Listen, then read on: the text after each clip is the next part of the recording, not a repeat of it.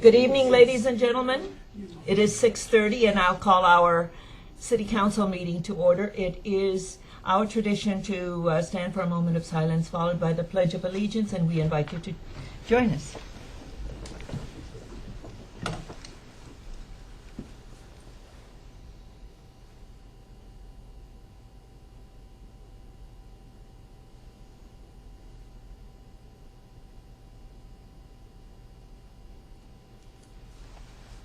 I pledge allegiance to the flag of the United States of America and to the republic for which it stands, one nation, under God, indivisible, with liberty and justice for all.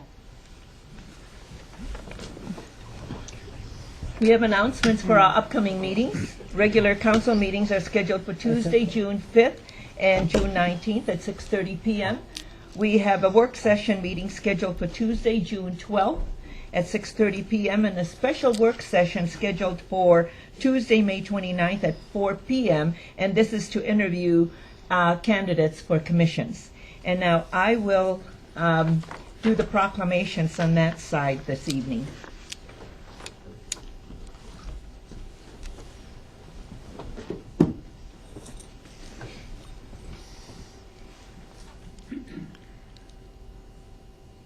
Members of the council, staff, and citizens of Burnsville, our first proclamation is for National Public Works Week. Public works service provided in our community are an integral part of our citizens' everyday lives, and whereas the support of an understanding and informed citizenry is vital to the efficient operation of public works systems and programs such as water, sewer, streets and highway public buildings, fleet management, and parks. And whereas the health, safety, and comfort of this community greatly depends on these facilities and services, whereas the public works maintenance personnel are called upon in emergency situations at any hour of the day or night to clear snow from the streets, keep our water and sewer systems operating, keep our trees strong and healthy, maintain the fleet of operations and emergency vehicles, and prepare our parks, buildings, playgrounds, and facilities for the public's enjoyment.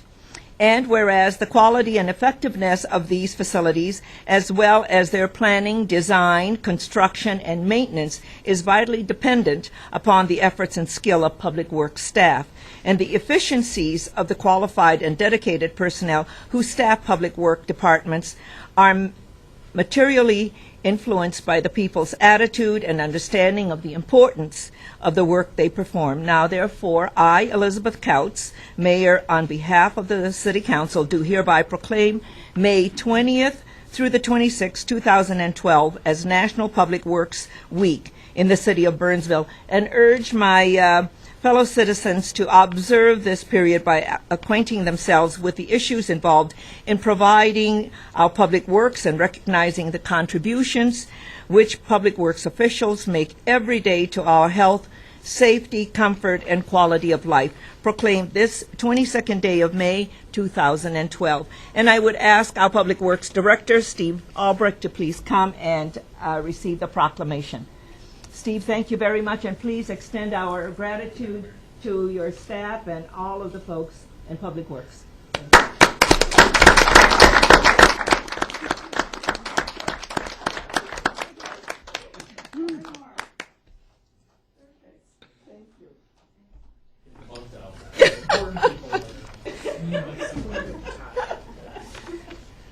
And now it gives me great pleasure and honor, members of the council and citizens of Burnsville and staff, for this proclamation commending Thomas W. Hansen for 24 years of dedicated service to the city of Burnsville, April 1988 to May 2012. Whereas Tom Hansen has been an integral member of the city of Burnsville's family for 24 years, serving as Community Planning Coordinator, Deputy City Manager Administration and Enterprises, and most recently as Deputy City Manager, Chief Operations, and Chief of Operations for over 14 years. And whereas Tom has played a vital role in major city initiatives such as Vision for Tomorrow, Partnerships for Tomorrow, the 1991 reorganization, development of the city's financial management plan, compensation philosophy, and infrastructure trust fund, and planning and implementation of the Dakota Communications Center and Burnsville Performing Arts Center. You've done a lot, Tom. Whereas Tom has provided leadership and support to many city commissions and committees, including the Convention and Visitors Bureau, Burnsville Performing Arts Center Commission, the MAC, which is the Metropolitan Airport Commission, the Noise and Oversight Committee, Beyond the Yellow Ribbon Committee, and International Festival Committee. And whereas Tom believes in the power of partnerships and actively initiates and pursued partnerships opportunities with other Dakota County cities, ISD number 191, Boys and Girls Club of the Twin Cities, and other community organizations throughout his career. Whereas over his career, Tom has assumed many titles in this organization, including budget hawk, speech writer, chief bureaucrat, master of ceremonies, respected leader, trusted advisor, and cherished friend. And whereas Tom's positive attitude, people skills, sense of humor, and slightly devious nature have helped create a fun and creative working environment for employees across the organization. Tom is retiring from the City of Burnsville effective May 31st, 2012. Now, therefore, the Burnsville City Council, on behalf of city employees, the residents, and the business of this community, recognize with deep appreciation Tom's contributions and commitment to the City of Burnsville. Your impact on this organization and the Burnsville community will long be remembered. We wish you success and happiness in your retirement, proclaimed this 22nd day of May 2012. And Tom, there is this proclamation, but I know that there's many things coming along as we say goodbye to you, but only for your role here inside the organization, but not as a friend and not as the colleague that you are to all of us. So thank you so much. Thank you, man.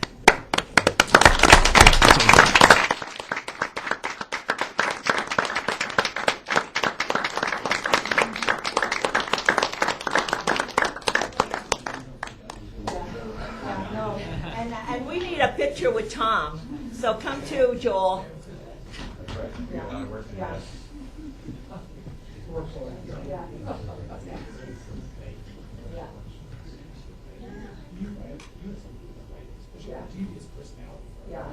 Well, and if you can just wait, and there's Joel, and so we can have a picture with you.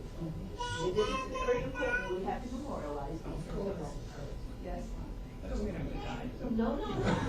No, it's your legacy here. Yes. 1, 2, and more. Thank you.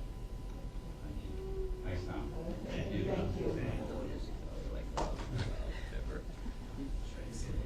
Absolutely. You are.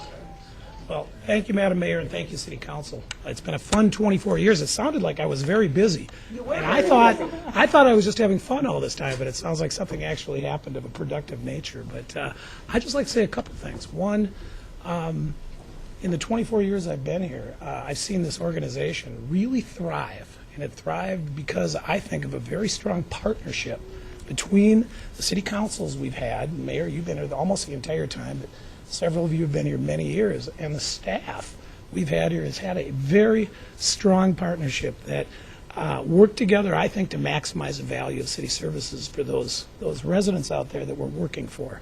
And you should be very proud of yourselves, and I'm proud of having been part of it. And many thanks go to Craig Ebling and his leadership. So thank you very much. Thank you.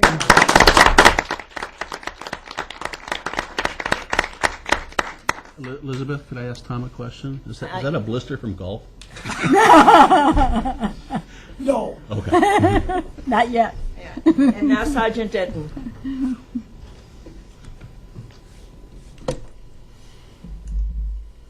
Mayor, council members, guests. My name is Master Sergeant David Denton, and I'm with the Minnesota Army National Guard, and I'm here for the Yellow Ribbon Outreach Program. Today we are going to recognize the city of Burnsville for your city council and to the mayor. We had a celebration on the 30th of February, or sorry, 30th of March, where it was officially proclaimed with another group of organizations as far as the Yellow Ribbon program, where Burnsville was recognized by the state. To be Yellow Ribbon recognized, you have to work with key organizations. As we've heard from some of the things that Tom has done, the city organization in and of itself is a very key partner, including the law enforcement department, the school district. You have the local businesses that played a large part in that. You have the faith-based and the veterans organizations as well. And the hospitals. Thank you very much, ma'am. Thank you very much. And it's one of those things where, as a service member, when we're deployed, when we're in country, we don't think about anything other than our job. In the back of our mind, we worry about our families because, well, that's something we cannot control. When we're overseas, we have a place to sleep, we have our mission to do. We can't control things on the other side of the ocean. Organizations like the Beyond the Yellow Ribbon Burnsville, you guys make that possible for us. And coming from a service member's perspective, I am greatly appreciative of that. You guys, as an organization, have set standards, and the mayor and Tom will get a kick out of this. I actually have the person that reviews these go, hey, you know, Burnsville did this, and I'm like, got it, making sure that we get that into the plan as well. So this presentation is basically going to the mayor. It's a very nice, how do you want to do this, ma'am? Which side? I'll come right here and you Okay. can present it. Oh, there we go. I'll Yeah. step over here. This proclamation is basically there's a lot of whereases, but the basic gist of this is that you guys, as a city, are proclaimed by the state on the 30th of March by Governor Mark Dayton, and in recognition of all the things that you guys do. So, thank you very much, ma'am. Thank you. Thank you. I proudly accept this on behalf of the City Council and the citizens of Burnsville and the folks of the Yellow Ribbon Committee, because we believe in the work that we're doing to serve our military families, and we thank you for all of your service and the service of your family because they support you as you're doing your mission. So we thank you all for all of that. And we'll wear our yellow ribbon very proudly. Well, And it was wonderful to have the governor there, and also Congressman Klein, Yes. and Secretary Ritchie was also there. So, and you have some of the very high officials of the military that I wasn't familiar with. Yes, ma'am. Yes. Yes, ma'am. Okay. So, Yes. Okay. Thank you very much. thank you, ma'am.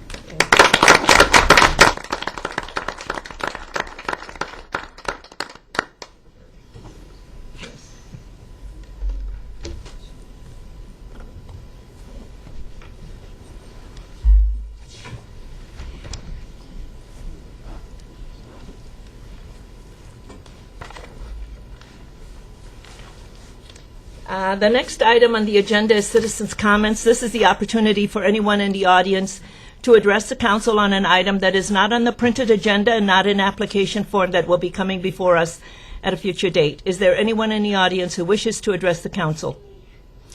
Please come forward, give us your name and address for the record. Yes, please. David Schoenfenning, 12808 Nicollet Avenue. Okay. I received a notice from Ted Oakland Yes. about my plow that is stored behind the building there. This is over at Ridgeview. Where Yes. We have overflow parking. We have RVs and boats there. We've been storing plows and winter equipment there for 40 years. And now all of a sudden he's saying we have to remove the plows from the area, even though it qualifies as a screened-in area under the city ordinances. And he recognized that it was a screened-in area for RVs and boats, but now he's saying that the plows don't qualify. And then last week he said it was okay if the on-site plow stayed as long as it was in a second screened-in area. So it's either double screened in and allowed, or not allowed at all, apparently. Okay. I'm going to direct you to, because I think you wrote me a letter as well. Correct. And so I had talked with our staff about your complaint. And so our attorney, Mr. Joel Jamnick, will address that because they've reviewed all of that and there's some other information. So, Mr. Jamnick, please. Mayor and council, I did meet with city staff this afternoon. We realized there was a disagreement regarding the code interpretation. It's my understanding, and I should mention that the enforcement action, the inspections were initiated as a result of property complaints from the area. It wasn't staff initiated. It was in response to a complaint that staff had received. There is still a disagreement on whether the items were properly screened or subject to the ordinance. My understanding, however, that's been rendered moot. The items have been moved, and the property is in compliance, so there will be no continued enforcement action, and we'll work to look at whether or not the code needs to be clarified in the future by an ordinance amendment. But my understanding is the matter has been resolved. Okay, and it's been resolved with the board of the association? That's correct. My understanding is that the president of the association and the association members have complied with our request. We're satisfied that there's no need to pursue any enforcement action, and like I said, we will follow up if there's a need to clarify the ordinance in the future. Okay. It appears that the issue has been resolved, sir. Well, as far as Ted is concerned by that, I moved my plow to not be in violation of the city. Okay. But for me, it's not a closed issue, because now, if this continues, I have to off-site store my plow, as well as transportation and travel time every time it snows for however long I remain a resident of Ridgeview. So this is it's not just a convenience matter; it's a money issue. Okay. Well, we can certainly address Chairman. that to see if we need to clarify that before the snow flies again. Okay. I think if you work with our staff and take a look at the ordinance, they will work with you to resolve. You're a resident of Ridgeview. Correct. Okay. And so that's what your complaint is, that you have work vehicles that you want to store where you live, Well, and in a multi-housing area. Correct. It's the plow for my truck, and mine's been there for 5 years. The association's plows have been there for 40 years. That's where we store them in the winter. There's also a sand pile, a skid loader bucket, but neither of those items were mentioned by Ted, only the plows, due to this complaint. And the complaint was just somebody was upset that they were losing a garden spot, and so they were just basically lashing out. I think this is something that I'd like for you to address and work out with our staff, because we don't have all of the facts before us this evening. And I think it would be wise for you to meet with Mr. Jamnick and the members of our staff and resolve those issues before the snow arrives. Okay. Thank you for coming in. Thank you. Okay. Is there anyone else? Seeing no one, we will move on. The next item on the agenda is for emergency items only. And Mr.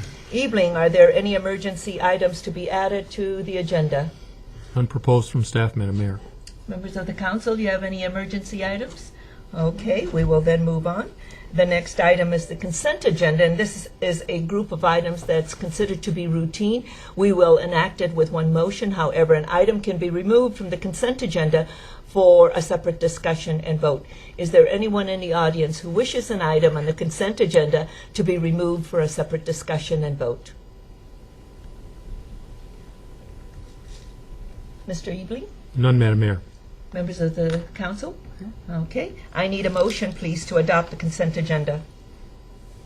So moved. Second? Councilmember Sherry makes the motion, second by Councilmember Gustafson. All in favor, please say aye. Aye. Opposed, say nay, and the motion carries. We now move on to the regular agenda, and the first item on the regular agenda is a public hearing. And this is to consider approval of a reseller's license for Gold Buyers of America at 1178 Burnsville Center, number 2021. Ms. Brooks, our city clerk, is presenting. Ms. Brooks? This is a consideration of a reseller's license for Gold Buyers of America, and they're located at the Burnsville Center. Our ordinance currently requires that we hold a public hearing for all new reseller licenses. They have submitted their application, paid the license fee and investigation fee. The police have conducted an investigation on the principal involved and found no reason to deny the license. Public hearing is in order. I'll stand for any questions. Any questions for Ms. Brooks? Thank you. This is a public hearing. Is there anyone to speak to this item? Is there anyone to speak to this item? Seeing no one, I will close the public hearing. Members of the council, your pleasure. Move to approve. Second. Councilmember Sherry makes the motion to approve the license, second by Councilmember Coughlin. All in favor, please say aye. Aye. Opposed, say nay, and the motion carries. The next item is item number 6, and this too is a public hearing, and this is to consider approval of a reseller's license for Matthew Ames at 2500 County Road 42 West. Ms. Brooks, our city clerk, is presenting. Ms. Brooks? Thank you, Madam Mayor. Good evening. This is our second reseller license application this evening. This is Matthew Ames, and he has Pro Paintball. It's on County Road 42. The application has been submitted. The license fee and investigation fees have been paid. The police have done an investigation and found no reason to deny the license. A public hearing is required at this time. I stand for any questions. Okay. Questions for Ms. Brooks? This is a public hearing. Is there anyone to speak to this item? Anyone to speak to this item? Seeing no one, I will close the public hearing. Members of the council, your pleasure. Move to approve. Second. Councilmember Keeley makes the motion, second by Councilmember Gustafson. All in favor, please say aye. Aye. Opposed, say nay, and the motion carries. We move on to item number 7. Item number 7 is to consider an application for Buck Hill, Inc. for a plan unit development amendment to allow seasonal open-air market located at 15400 Buck Hill Road. We are asked to consider the findings of fact, the ordinance, and the plan unit development amendment. Mr. Chris Slania, our planner, is presenting. Mr. Slania. Thank you, Madam Mayor, members of the council. This item was reviewed by the Planning Commission at their meeting last week. They discussed the application. They held a public hearing. There were no comments made at the public hearing. The Planning Commission discussed this in length, raised concerns with vehicle circulation, parking, how the site would work in general. Since that Planning Commission meeting, the applicant has revised the site plan to delineate better the antique market, the parking for the vendors, as well as the parking for the garden market that will be there part of the summer. That addressed quite a few issues that the Planning Commission raised. There were also clarifications at the meeting regarding inflatable advertising devices, portable restrooms. The applicant has acknowledged that those will not be part of the application. Those were discussed early on with staff, but eliminated as part of the applicant's process. Finally, the Planning Commission discussed the time frame by which the market would operate. Originally, staff had recommended the market operate for 3 seasons, at which time it would be reviewed by the Planning Commission and Council. The Planning Commission, rather than waiting 3 years, suggested that be reduced to 2, so there would be the balance of the 2012 season, all of the 2013 season, and then be reviewed. The applicant was open to that condition, or the adjustment of that condition. Mr. Wallace is here representing the market and council. I will stand for any questions. I would like to clarify, in speaking with the city attorney prior to the meeting, because of the time frames involved, or because of the sunset, we are recommending that the PUD amendment be approved to allow an interim use permit. Rather than just the PUD amendment, it would be the interim use permit, which allows the city to put the sunset date on there. The same conditions outlined in your report would apply. It would be simply adding that legal document. And you'll also have it on the findings of fact? Staff will make those adjustments. Yeah, so that when we sign the findings of fact, it'll be included in it. Correct. Councilmember Coughlin and then Councilmember Sherry. A couple questions, just to clarify. Also, it's my understanding the Planning Commission recommended certain time period limitations for day, and my understanding is it's 7 a.m. to 2 o'clock in the afternoon. Is that correct? 7:30. That is 7:30, excuse me. 7:30 to 2, council. Again, at the Planning Commission meeting, the applicant was agreeable to those terms. And the applicant is in the room. Would you step forward, please? Yeah. Good evening and welcome. Yes. Councilmember And Coughlin. under the circumstances, you agree to those conditions, to subscribe by them? I do. Actually, I was looking for market hours from 8 to 2, so 7:30 even suits me better. And you were treated fairly and reasonably by the city in this regard? By the Planning Commission and the city, absolutely. Thank you. I have no further questions. Mr. Wallace, one of the things that I would be asking at a later time is the parking with regard to the event center, but at Buck Hill. But Councilmember Sherry. I have a number of questions. Will the displays and the selling tables have to be dismantled every day? So they're not going to stay up all weekend? Correct. There will not be a permanent structure built for overnight display. And then will the vendors be allowed to sleep or camp on the grounds? I would prefer that not be the case. I haven't had any vendors raise that issue, but certainly there are campgrounds in the area that they could certainly decide to stay at within the area. That would be an issue for me. Yeah. And then I have a question for staff a couple of questions for staff. Thank you. Mr. Wallace, this is a property that also has an event center and has weddings planned for the summer. Right.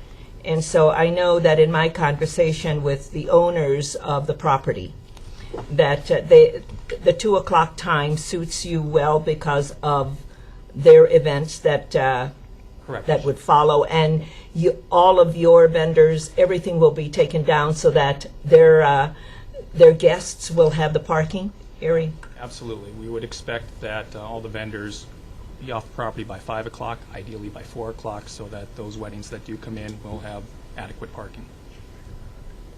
Okay. Any other questions from the members of the council?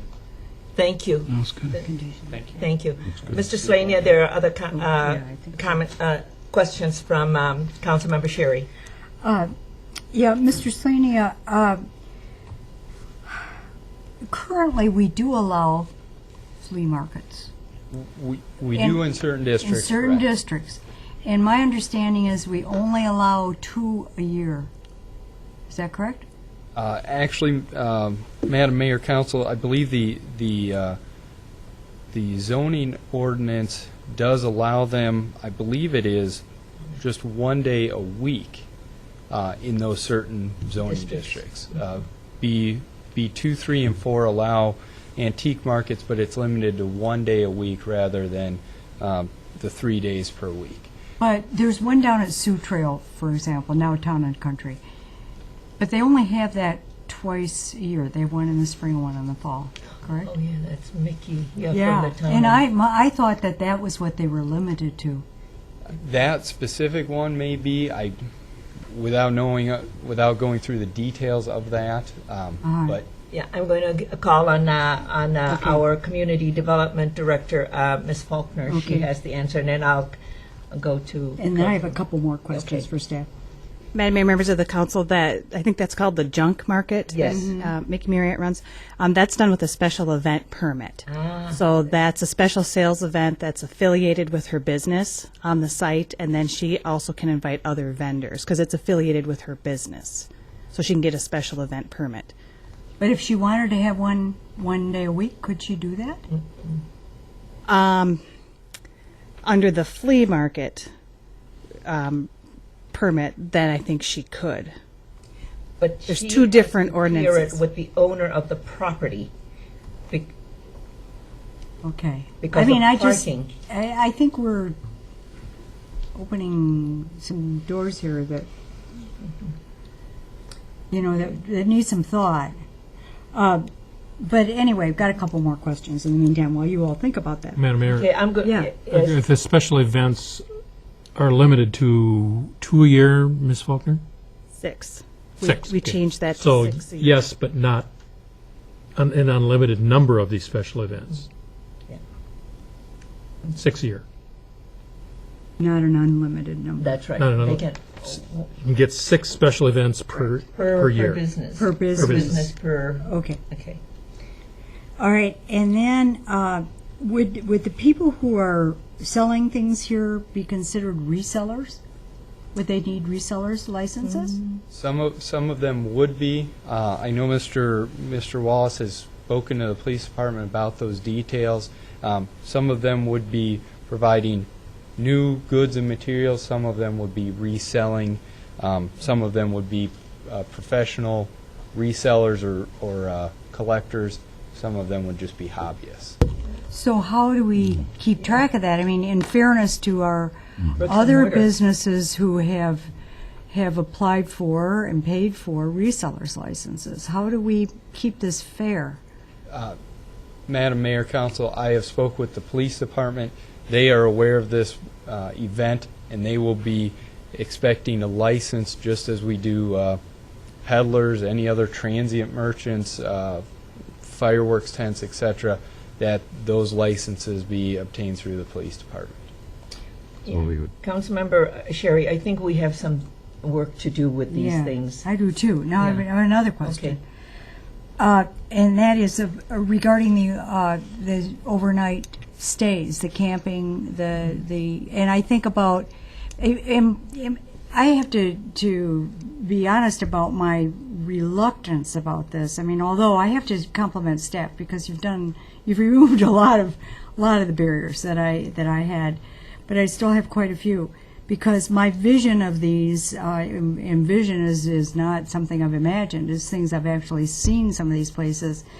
They're really unsightly. And I don't want it to look like a group that has decided to occupy Buck Hill. I mean, it would look like an Occupy group. I mean, I don't want it to look like that. So the overnight, is there any law that comes into play there? I mean, Certainly, Madam Mayor, Council, I can address a couple things and then we can get into the Council's options. I'd like to point out Von Wallace is here representing his organization, which would be the operator of the market. He's not necessarily a seller or a vendor. He is the businessman behind the idea. So it's his intent to run a clean, well-operated business to make sure his customers are happy and the vendors he brings into the site are happy, safe, and they continue to come back. So I think the city and the applicant in this case are very much on the same page, that we want a clean operation. As far as the overnight stay, it's not anything that the applicant has proposed to us. It was not because of the requirement that everything would be closed up and hauled away each night. To be honest, we never discussed the overnight stay. I would assume the applicant would be open to a condition if that's the pleasure of the council. Again, this is not, we're not approving any more than an open air market. And beyond that, if Buck Hill is not comfortable with that, whether we have a condition or not, as private property owners, they have the ability to tell people or ask people to leave so they're not spending the night. You have one more question before yeah, I I get do. to I have one more Councilman question. I mean, I do like the concept of the open air, the market, the festival kind of thing. I mean, I like that, but I just think there are some problems that we have with our existing businesses and the rules that we have. So that's why I'm bringing some of these things up. My last question is, I understand the proposal is to limit this for 2 years or 2 seasons.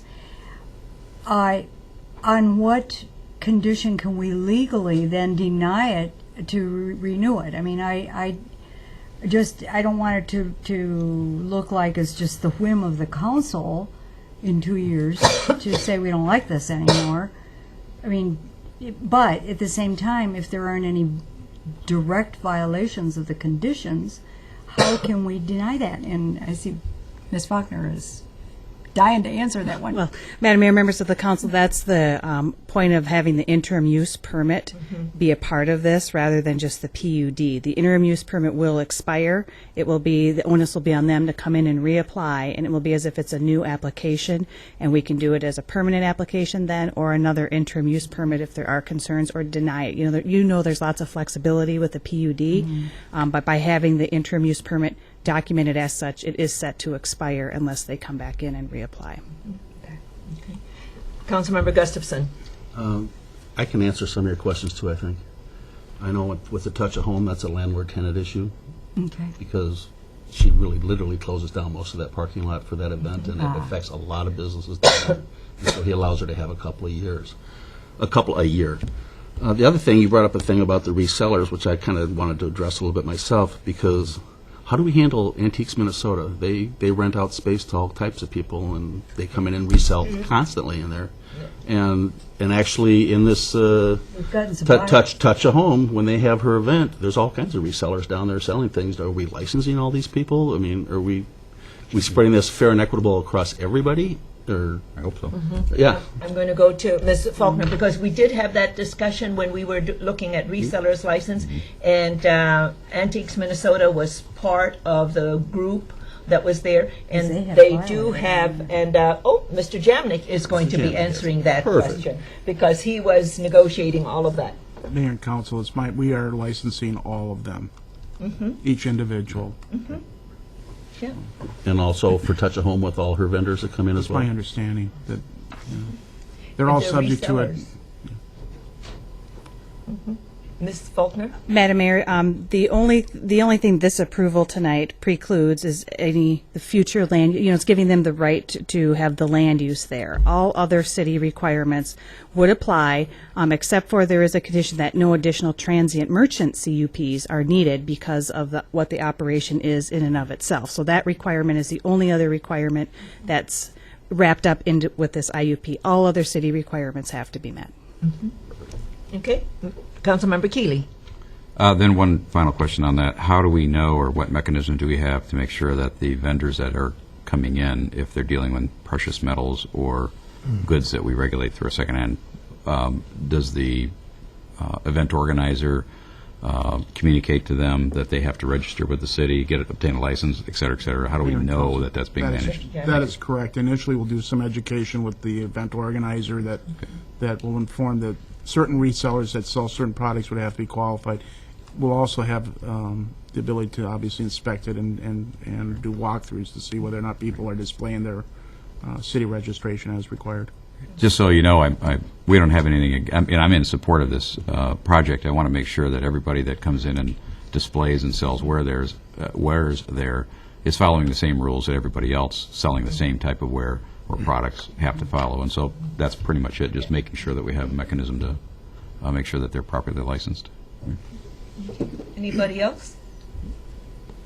I think it's been very clear from what Ms. Faulkner has said is that this is the land use piece, and all other regulations of the city must be complied.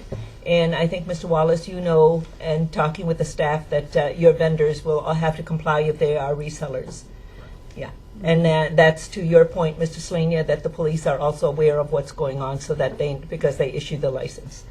So. Could I clarify that one point? Please come to the podium so that everyone can hear you. In the ordinance, it does state that residents of the community are entitled to sell up to 3 times per year without a reseller's license, whether they are used goods, handmade goods, new wholesale merchandise. I was just wondering, will that still hold? Are you referring to garage sales? Garage sales, correct. Mr. Jamnik, garage sales are different from what you're doing. Okay, I'm looking. Garage sales is defined in our ordinance separately, and so that's understood. Yeah. But what you're doing is a business that is reselling items just like Antiques Minnesota. Okay. Okay, so that's the difference. Garage sales are defined in our ordinance. It has a definition. Thank you. Okay, you're welcome. That correct? That's right. Okay. Councilmember Sherry. Well, despite my concerns, I think I can support this if we have a condition regarding sleeping or camping Okay. on the premises. Yeah, I had that as one of my questions after, because the thing is, Buck Hill is owned by Buck Hill Incorporated, and I believe that camping is not allowed by ordinance on their property. So therefore, if they're going to do that, they're going to have to come in. I'd still like to see it in this. Okay. As a condition. condition. Let's see, Mr. Jamnik, I would just recommend adding it to. To a condition? Bullet item number 7 actually had, number 7 already has a prohibition on overnight activities, Yeah. so if we just Okay. add camping to the beginning of that sentence, I think you take care of the issue. okay. So if Mr. Jamnik and Ms. Faulkner, if you can amend number 7 to add camping to that condition, and you're okay with this, Mr. Wallace, and you understand why we're concerned? Okay, very good, because then Mr. McClure did not mention it to me as well when I talked with him. Okay. Councilmember Coughlin, are you ready to make a motion? I am. Okay. And Like to make a motion to approve Buck Hill Inc. for a planned unit development amendment to allow seasonal open-air market located at 15400 Buck Hill Road as an interim use. Consider findings of fact ordinance and planned unit development amendment and approve an interim use permit with the conditions specified by the Planning Commission, or in the Planning Commission report. okay, with the amendments that we have, With that with those modification. amendments. Mhm. Okay. Anything else? Councilmember Sherry. Yes, on item number 10, and I had a little email exchange with Ms. Faulkner today about the date, the expiration date. You have here September 2014. That's 3 seasons: 2012, 2013, and 2014. Council, Madam Mayor, I thought we had talked about May, Jenny. Yeah. in the council report, number 10 in the council report references September 2013. Yeah, 2013. That's a planning commission report. No, This is the council conditions. Yeah, that's what I'm talking about. Okay, you don't want it to have, 2 years, we said, right? yeah, it's this year and next year. Page 116 is the council report. Yeah. Okay, but in the recommendation that Bill just read, item 10 says the use expires on September 15th, 2014. 13. Mine says Mine says 2013. 13. Mine says Where- 13. Right here. Mine says Is 13. it in the, are you reading the findings of fact? Or, Oh, no. The 13. Yeah, okay, no. I got down to the planning commission background, sorry. Okay, To our report. 2013. 2013. Okay, good. Thanks, fine, we're good. And then, okay, you're okay? Yeah, yeah. Okay. Okay. Everybody all right with the amendments? And staff will make the changes to the findings of How fact? about a second? I'll second Yes, that. I think Yeah. I heard Councilmember Keeley make the Did you second that? no. No. Oh, you didn't? I don't So think there was a Councilmember second. Coughlin makes the motion, and Councilmember Gustafson seconds the motion? I thought I'm sorry, I might have heard something. You've heard me say it a few times. No, I just want to make sure there's a Sticks second. sometimes. Okay, pardon me? I've said it a few times over the years. Okay, said so, it a few times. so everything is okay? Yes. Okay, a motion is in order, second by Councilmember Gustafson. All in favor, please say aye. Aye. Opposed, say nay, and the motion carries. Good luck, Mr. Wallace. We'll be out there taking a look at what you have. Thank you. Members of the council, there are no other items to come before us this evening, and a motion to adjourn is in order. So moved. Second. Councilmember Keeley makes a motion, second by Councilmember Sherry. All in favor, please say aye. Aye. Aye. Opposed, say nay, and the motion carries. Good night, and thank you for being with us. Did you proceed? You don't have to.